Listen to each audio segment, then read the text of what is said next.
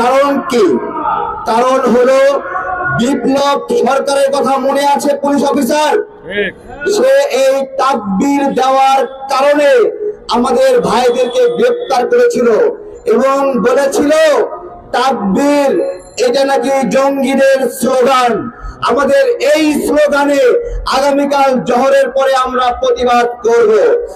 ইসকনের চিন্ময় বলেছিল নারায়ে তাকবীর যে রকম স্লোগান যে কেউ দিতে পারে, হরে রাম হরে কৃষ্ণ বা জয় শ্রীরাম যে কেউ দিতে পারে। এইটা কবে দিল বক্তব্য?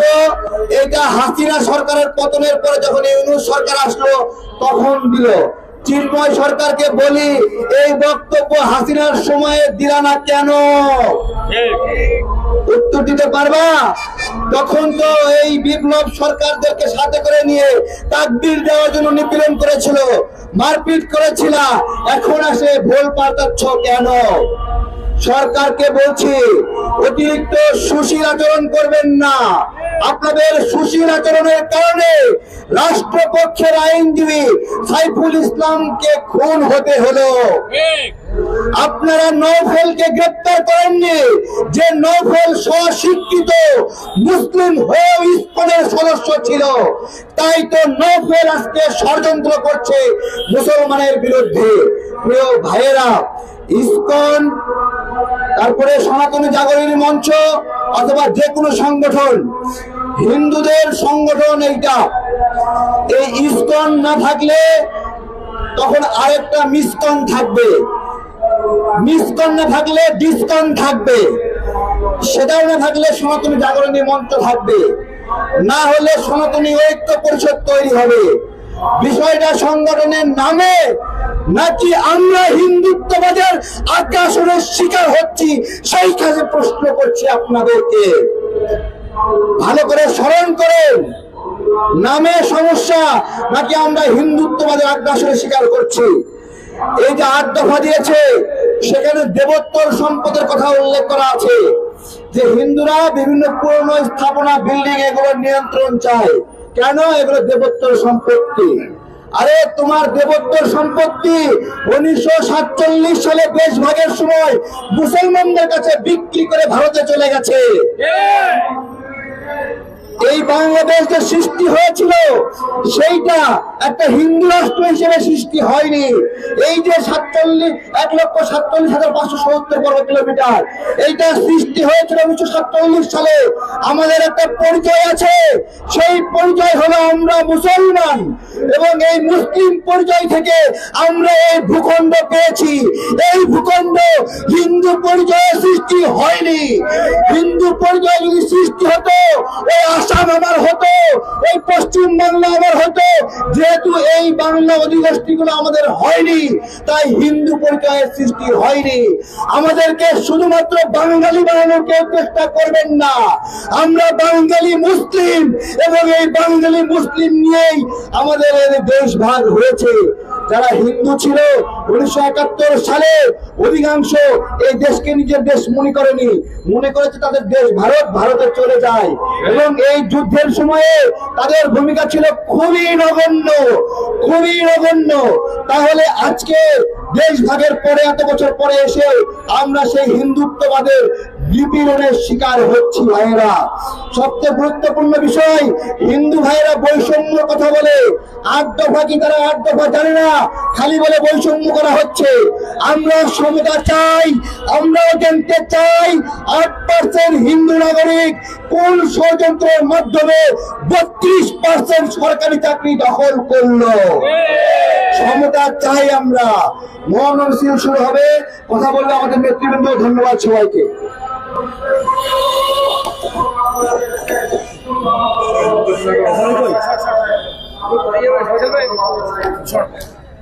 এ পর্যায়ে বক্তব্য রাখবে মুস্তাফিজুর রহমান ইরান ভাই।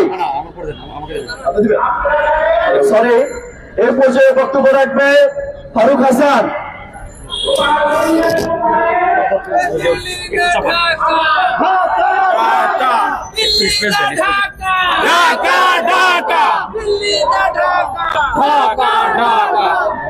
আবার আসিব ফিরে এই বাংলার তীরে, কবি জীবনানন্দ দাশের একটি বিখ্যাত কবিতা। আর এই কবিতাকে বাংলাদেশ থেকে পলায়নরত ধনী হাসিনা আজকে নতুন করে রচনা করেছেন। এই বাংলাদেশের মাটিতে আবার আসিব ফিরে, হয়তো আনসার লীগ হয়ে, নয়তো ইসকন লীগ হয়ে। এটাই হচ্ছে হাসিনার আজকে নতুন কবিতার নতুন ভার্সন। প্রিয় বন্ধুগণ, আজকে সারা বাংলাদেশে বাংলার মানুষ আওয়াজ তুলেছে, এই বাংলাদেশে হিন্দুত্ববাদী শক্তি, ভারতীয় কোন আগ্রাসন তাবেদারি চলতে দেওয়া হবে না। এই বাংলাদেশের মাটি শহীদ তিতুমিরের মাটি, এই বাংলাদেশ হাজী শরীয়তুল্লাহর বাংলাদেশ, এই বাংলাদেশ শহীদ মীর মুগ্ধের বাংলাদেশ, এই বাংলাদেশ শহীদ আবু সাঈদের বাংলাদেশ। এই বাংলাদেশে কুখ্যাত নরেন্দ্র মোদী কিংবা ভারতীয় আধিপত্যবাদী শক্তির কোন দাবেদারি চলতে দেওয়া হবে না।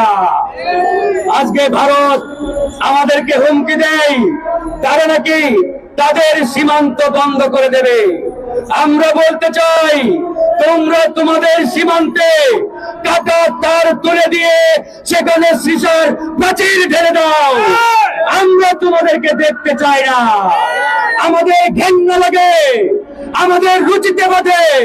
সুতরাং আমরা ওই দিল্লির দিকে তাকাতে চাই না। প্রিয় বন্ধুগণ, আজকে এই বাংলাদেশে পরিকল্পিতভাবে একটি সাম্প্রদায়িক দাঙ্গা লাগানোর চেষ্টা করা হচ্ছে। এই সাম্প্রদায়িক দাঙ্গা লাগিয়ে তারা এই বাংলাদেশকে অস্থিতিশীল একটা পরিস্থিতির দিকে ঠেলে দেওয়ার চেষ্টা করছে। আমরা স্পষ্ট করে বলতে চাই, এই বাংলাদেশে আমরা যতদিন বেঁচে থাকবো ততদিন এই বাংলাদেশ নিয়ে ভারতকে আর খেলতে দেওয়া হবে না। একটি বিষয় বারবার ভুল মেসেজ দেওয়া হচ্ছে।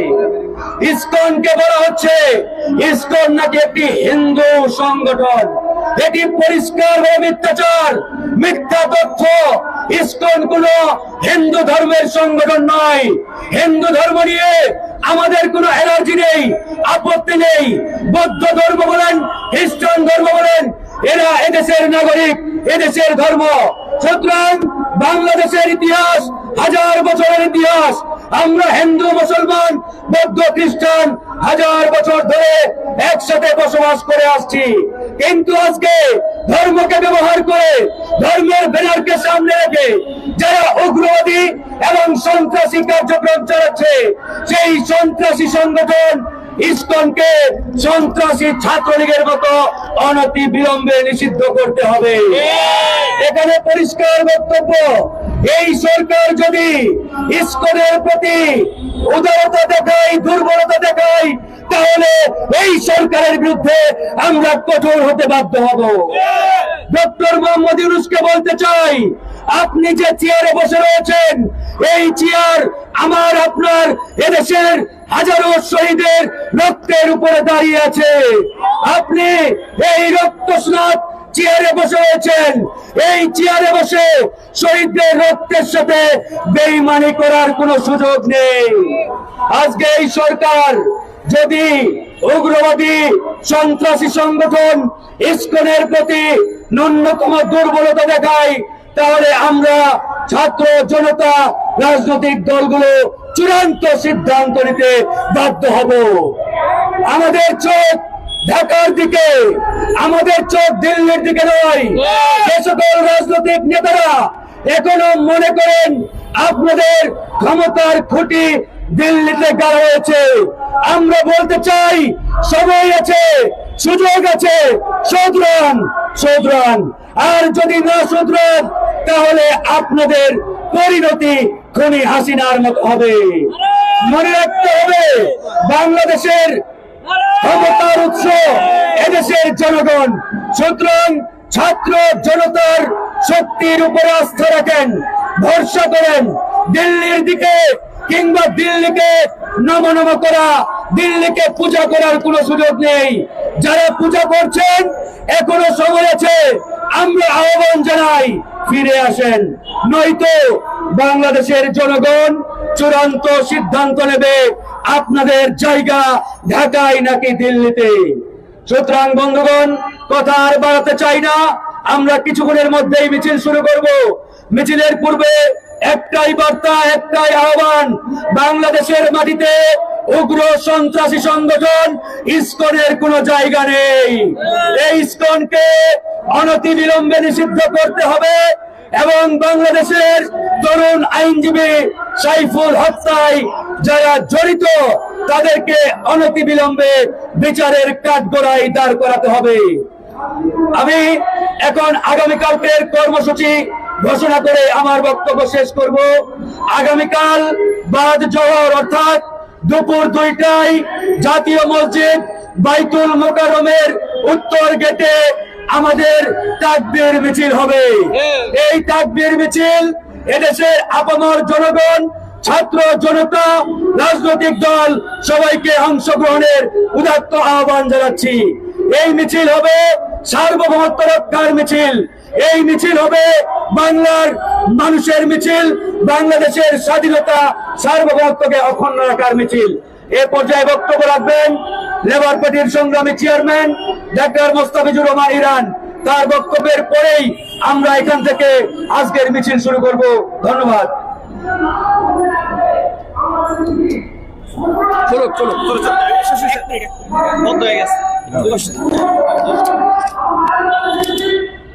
মিছিল এখনই হবে। গণ অধিকার পরিষদ আয়োজিত অ্যাডভোকেট সাইফুল ইসলাম আলী হত্যার প্রতিবাদে আজকের এই মৌন মিছিল পূর্ব সমাবেশের সভাপতি, উপস্থিত গণ অধিকার পরিষদের বিভিন্ন পর্যায়ের নেতৃবৃন্দ, গণ অধিকারের সদস্য সচিব ফারুক হাসান, লেবার পার্টির মহাসচিব খন্দকার মিরাজুল ইসলাম সহ বিভিন্ন পর্যায়ের নেতৃবৃন্দ, সাংবাদিক বন্ধুরা, আসসালামু আলাইকুম ওয়া রাহমাতুল্লাহ। সংগ্রামী বন্ধুরা, আমার বক্তব্যের কিছু নাই।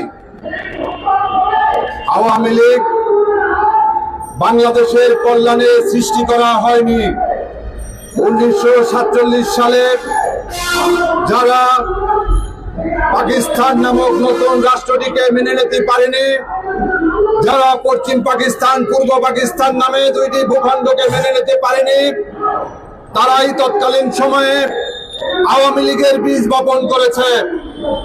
তারা আমরা জানি, আজকে ভারতে যারা মুসলমানদেরকে হত্যা করেছে, আজকে যারা গুজরাটে যারা মানুষ মুসলমানদেরকে হত্যা করেছে, মসজিদকে মন্দিরে পরিণত করেছে, সেই মোদি, সেই কুখ্যাত নরঘাতক মোদির নেতৃত্বে আজকে ভারতের সরকার চলছে।